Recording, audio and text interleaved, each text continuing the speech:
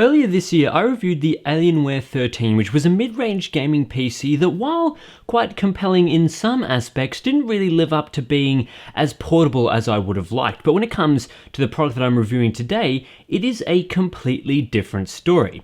It's Tim Cheese of TechSpot here, and what I've got for you today is a review of the Alienware 15, the gaming laptop that you guys wanted me to review. And I've been using it for the past couple of weeks, playing a whole ton of games. So what do I think of this high-end gaming PC? Because Dell actually sent me the highest spec model, which includes the Core i7-4710HQ CPU, which is a quad-core model, 16 gigabytes of RAM, and the NVIDIA GeForce GTX 980M. So it's an incredibly powerful system that I've been enjoying for the past couple of weeks, so let's see how it fares. As usual, I'll start with the design, and there's no mistaking the Alienware 15 for an ultra-portable laptop. Thanks to the beefy internal hardware and cooling solution, as well as the 92 watt-hour battery, the Alienware 15 weighs over 3.2 kilograms and comes in at more than 34 millimeters thick, making it a very chunky system that you really won't want to move around too much. This is something designed to sit in your desk for gaming sessions,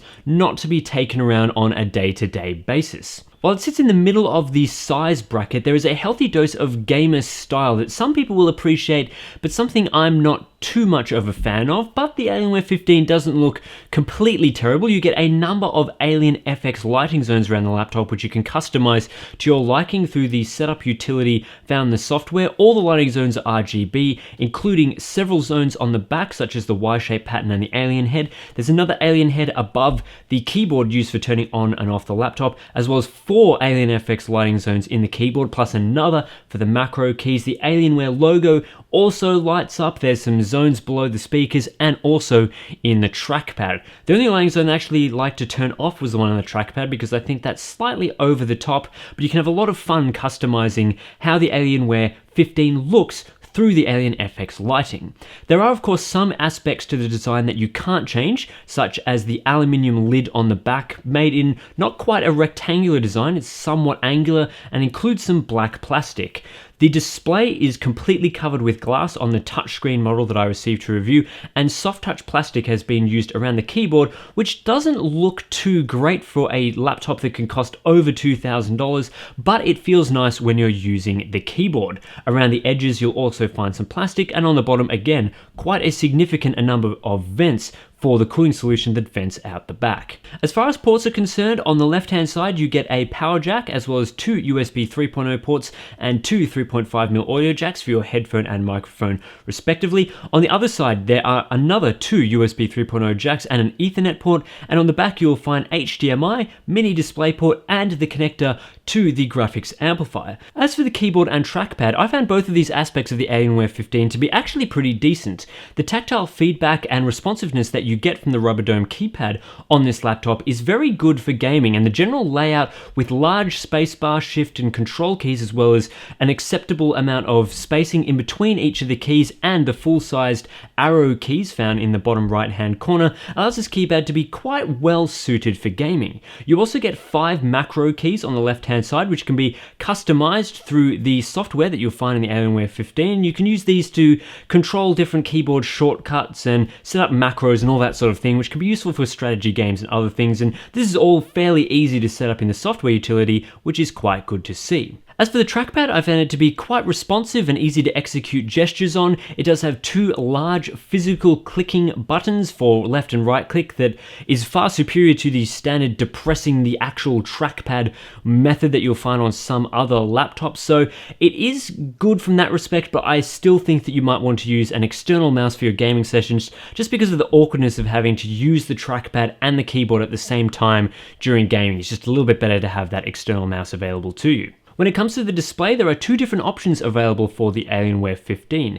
A 1080p non-touch model or a 4K model with a touchscreen, which was the variant that I was sent to review. And let me tell you, this 4K display looks simply excellent. It's an IPS quality LCD, so you're getting fantastic viewing angles and color saturation, as well as very good brightness and low reflectivity, surprisingly for a glossy touchscreen model, which makes it reasonably easy to game on this laptop indoors, as well as has that obviously awesome resolution. It's nearly 300 pixels per inch, which looks amazing for viewing videos and also photos, but it's awesome in game when you have a game that does have those high resolution textures that can take advantage of the 4K panel.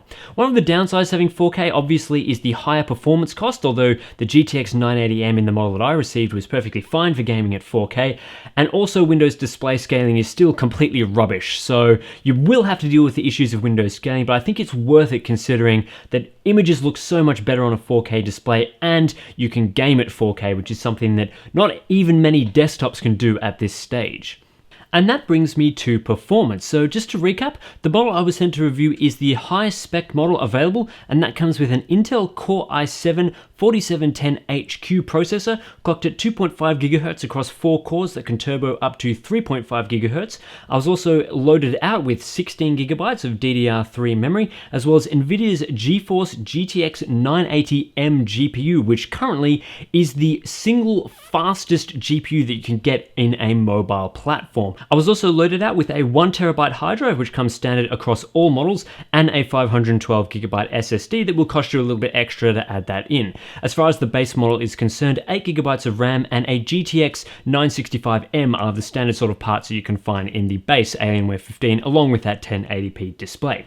So as far as the performance is concerned, with a 4K display, you might be thinking that this GPU and CPU combination, especially in a mobile platform, will struggle to play games at the native resolution, and this does tend to be the case if you want to game on the highest possible quality settings across some of modern titles like Dragon Age Inquisition, Shadow of Mordor, Crysis 3, all those games that we know to be graphically intensive. But if you do turn down the graphics settings somewhat to high or medium settings, you'll find that the Alienware 15 with the top specification hardware inside is a very capable performer that can easily play games at 4K. And even with most desktop systems today, you won't find that you'll be able to play games at 4K on the highest quality settings because you'll achieve frame rates below 30 frames per second in a number of cases. But if you want to target those 40, 45 plus frame rates in games, I personally played a lot of Assassin's Creed Black Flag on high settings at 4K, and I achieved frame rates around 40 frames per second, which was adequate for my gaming experience.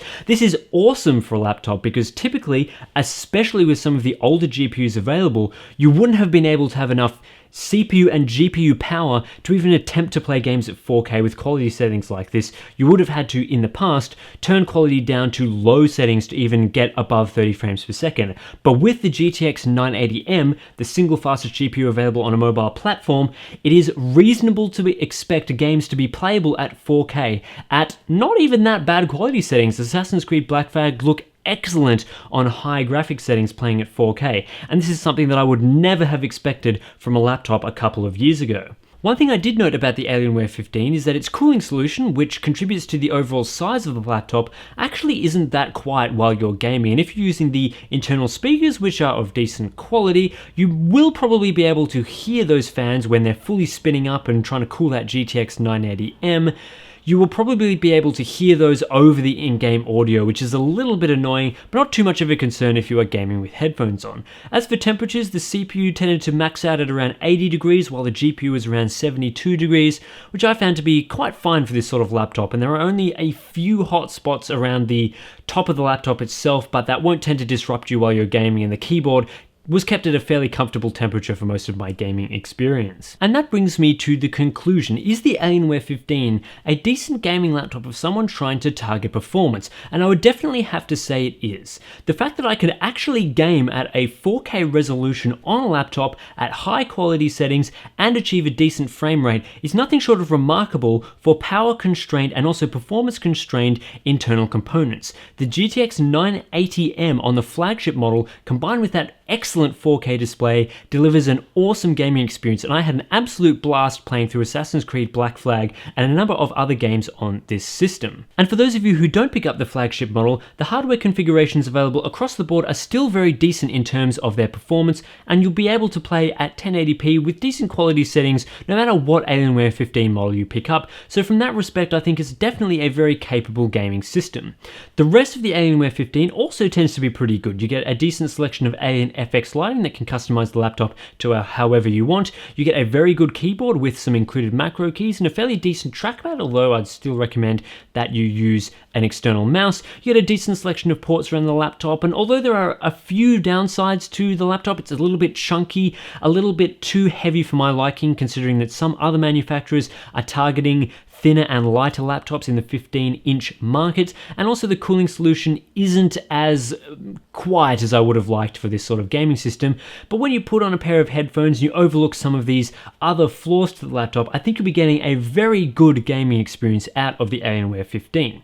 As far as pricing is concerned, the entry-level model with the GTX 965M will set you back around about $1,200 US, and the flagship model that I received starts at around $2,200 for the 4K display with the GTX 980M and goes significantly higher depending on the storage loadout that you want.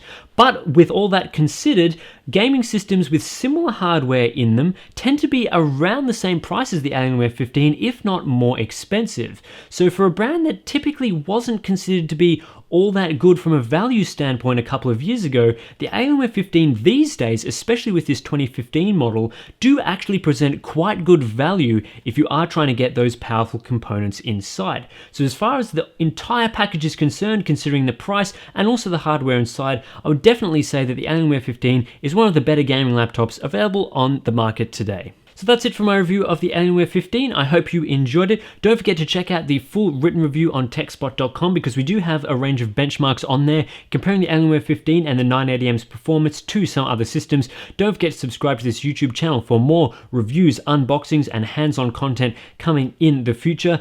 Thanks guys, this has been a TechSpot video review.